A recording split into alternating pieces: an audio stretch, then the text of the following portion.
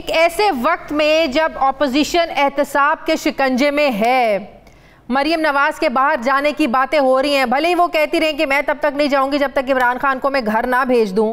ऐसे में बशीर मेमन के ये इंकशाफात कि मुझे फलां के ऊपर केस बनाने के लिए दबाव डाला गया कि हमजा के खिलाफ बना दो, नवाज शरीफ के खिलाफ बना दो, शहबाज शरीफ के खिलाफ बना दो, मरियम के खिलाफ बना दो, क्या इम्पोर्टेंस लगती है आपको ज़ुबानी कलामी इन इल्ज़ामात की? हुकूमत तो इस सब को मुस्तरद कर रही है और कह रही है कि प्लांट किया गया है बशीर मेमन को। बशीर मेमन पे तो मैं बाद में आता हूँ। एक दो बातें जो आपने जो अभी सुनी है मरियम बीबी ने जो की हैं, और उन्होंने मिसाल के तौर पे ये कहा कि वज़ीर आज़म हाउस में या वज़ीर आज़म के ऑफिस में कभी ऐसी बात हुई नहीं, और ये सारे मुल्क को दुनिया में मुल्क को बदनाम कर दिया है। तो मैं सिर्फ याद कराना चाहता हूँ मुस्लिम लीग नवाज़ के तमाम दिशऊर लोगों को और ख़ुद मोहतरमा को कि मुस्लिम के वज़ीर आज़म हाउस से ही मंसूबा बना था सुप्रीम कोर्ट पे धावा बोलने का, अटैक करने का, और जिस अटैक की बायस चीफ जस्टिस सुप्रीम कोर्ट और 4 जज उनके साथ 5 मेंबर बेंच जो कोर्ट रूम नंबर 1 में बैठा हुआ था, वो इस तरह लोग और वर्कर इनके इन्होंने इस तरह ये अलगार लगाई थी कि वो जजों को भागने के लिए अपनी कुर्सियां पीछे गिरा के उनकी पीछे की कुर्सियां गिरी और वो पिछले दरवाजे से निकल के भागे और उन्होंने जान बचाई। तो वो भी वज़ीर आज़म हाउस में ही हुआ था। फिर वज़ीर आज़म हाउस से ही टेलीफोन गए थे मलिक मोहम्मद क़य्यूम, जस्टिस मलिक मोहम्मद क़य्यूम को, चीफ जस्टिस राशिद अजीज़ ख़ान को, और उनको ये हुक्म दिया गया था चीफ जस्टिस हाउस से कि शहीद बीबी को और आसिफ जरदारी को 7-7 साल सज़ा कैद की दी जाए। उन्होंने जब रजिस्ट किया जजेस ने और मलिक क़य्यूम ने, तो उसको इस पे उसको कहा गया कि चलो कम से कम 5 साल कैद दो और जायदाद सारी उनकी मनकूला गैर मनकूला और जहाँ भी है वो सारी जब्त करो, ये भी उनको कहा गया। और ये प्राइम मिनिस्टर हाउस से ही हुआ। और ज़बान जो काटी गई आसिफ अली जरदारी साहब की, और जिन पे वो इल्ज़ाम था वो जो आज इनके सेनेटर बैठे हुए हैं, वो भी वज़ीर आज़म हाउस से हुआ, IGI भी वहीं बनी। ये बातें अब करने की नहीं है, पर इतनी अगर हम कहें कि हम बिल्कुल ही हमारे हाथ साफ हैं और कुछ नहीं ऐसा मतलब क्या आप कह रहे हैं कि माज़ी में प्राइम मिनिस्टर हाउस में साजिशें होती रही हैं। ज़रा मैं आपको मरियम नवाज़ का एक और शॉर्ट सुनवाना चाहती हूँ, फिर ज़रा आगे बहस को आगे लेकर चलते हैं। आपको याद होगा प्रेस कॉन्फ्रेंस में नाज़रीन जब जज मरहूम अरशद मलिक की वीडियो दिखाई जा रही थी, मरियम नवाज़ प्रेस कॉन्फ्रेंस कर रही थी, उस वक्त उन्होंने एक बात कही थी कि और भी मेरे पास बहुत सबूत है जो मैं सामने लेकर आऊँगी। ज़रा प्ले कीजिएगा मरियम नवाज़ ने क्या कहा था। क्या वो इन्हीं इंकशाफात को सबूत कह रही थी कि इसी तरह के वो सबूत सामने आने वाले वक्त में लेके आएंगी? ज़रा प्ले कीजिएगा प्लीज़।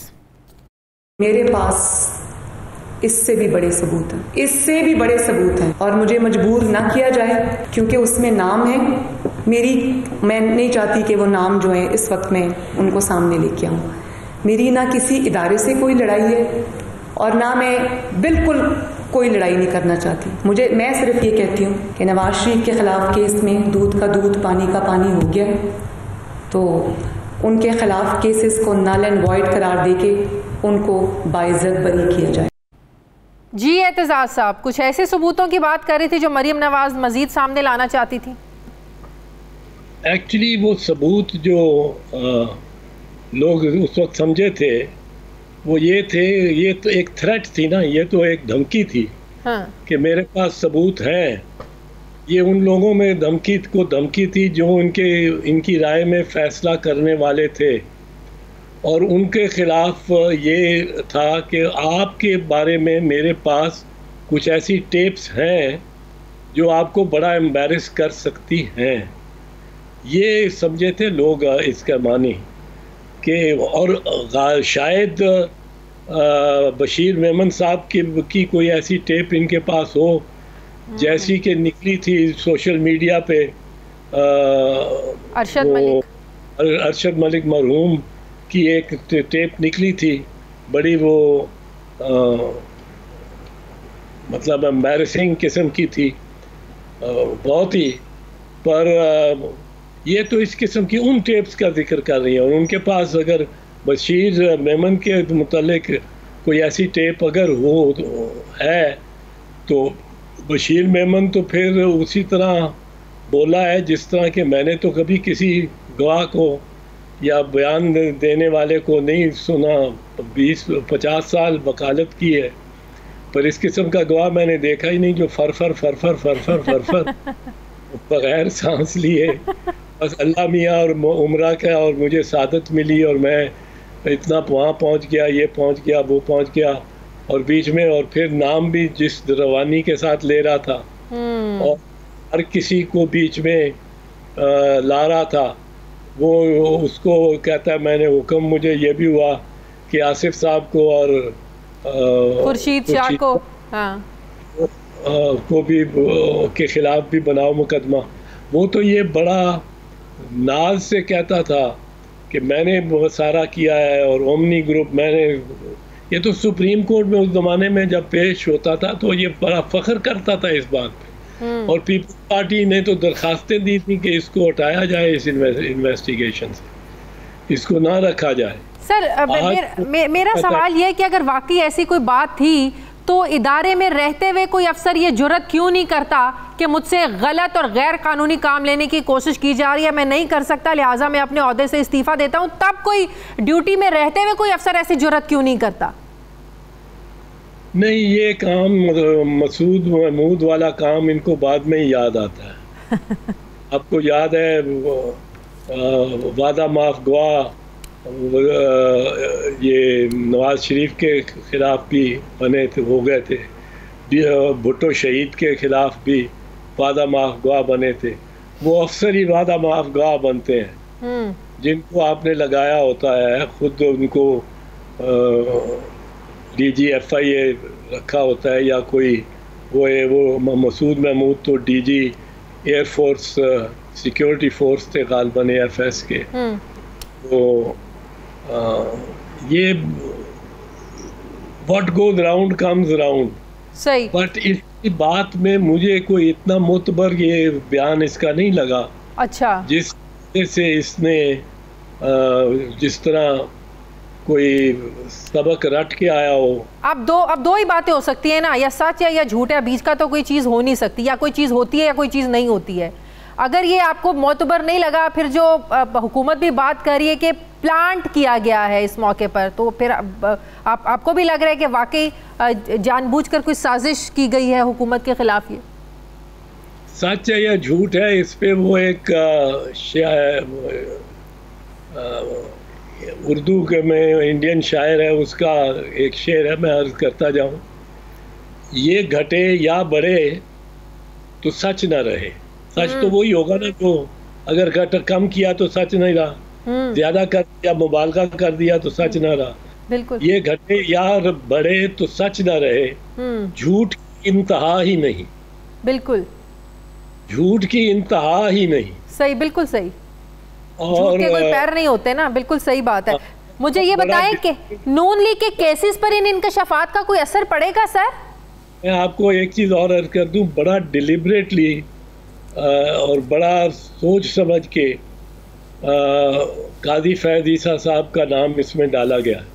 अच्छा। अगर फर्ज कीजिए काजी साहब अपना मुकदमा हार गए होते और जज ना रहे होते तो ये उसका नाम उसकी तरफ जाता ही ना, वो उसका जिक्र ही ना करता, उस केस का बीच में बात ही ना करता। अच्छा, ये तो भी आपको लगता है सोच समझ के डाला गया? हाँ, बड़ा ये वो निटिंग करती थी ना बीबियाँ, दो वो सुइयों के साथ स्वेटर करती थी, वालदा और बहनें और ख़वातीन, मर्द ख़वातीन भी, तो वो जिस तरह का डिज़ाइन बनाती थी ना, वो निटिंग इसमें ये बयान निट ही इस तरह हुआ है। सही। कि इस एक मामला जो है वो यहाँ तक पहुँचे कि बरीयत मिले सब मामलात से शरीफ खानदान को। यही मैं पूछ रही हूँ, कोई इंकशाफात, कोई असर पड़ेगा शरीफ खानदान के केसेस पर? नहीं, अगर वो चाहते हैं वो तो तभी बनेगा ना। अगर मरियम बीबी ये बयान लेके जाएंगी किसी अदालत में और पेश करेंगी, ये इनको पेश करना चाहिए। हाँ। और फिर उस पे इसको बुलाया जाएगा, जो है ये बशीर मेमन को, और उसकी जिरा होगी। फिर उसके साथ दूसरे गवाह भी बुलाने ले। लेकिन बात तो फिर वही है ना, अदालत तो सबूतों पर चलती है ना, जुबानी कलामी बयानात की तो कोई अहमियत नहीं होती ना। आपसे ज्यादा बेहतर कौन बता सकता है? अगर तो उनके पास कोई तहरीरी हुक्मनामे हैं जो प्राइम मिनिस्टर हाउस की तरफ से उनको मिले और उनके पास वो तहरीरी हुक्मनामे हैं जो उन्होंने ये कहकर इनकार किया कि मैं नहीं कर सकता, फिर तो बात बनती है ना चौधरी साहब। हाँ, फिर तो बनती है। अगर इनके पास टेप रिकॉर्डिंग्स ही हैं प्राइम मिनिस्टर की, जिस तरह टेप रिकॉर्डिंग्स थी शहबाज शरीफ की और सैफुर रहमान की, वो टेप रिकॉर्डिंग्स पेश करें जिनमें वो कह रहा है कि ये केस इनके खिलाफ बनाओ और ये कह रहे हैं नहीं बनाओ। हाँ। जिस तरह वो टेप्स चली थी और सुप्रीम कोर्ट में गई थी, चली थी, जब बीबी और आसिफ साहब को बरी कर दिया था सुप्रीम कोर्ट ने इसी इन ऐसे ही मामलात पे, और सही इनकी तरफ से वो दबाव पड़ा था जजेस को। बिल्कुल सही।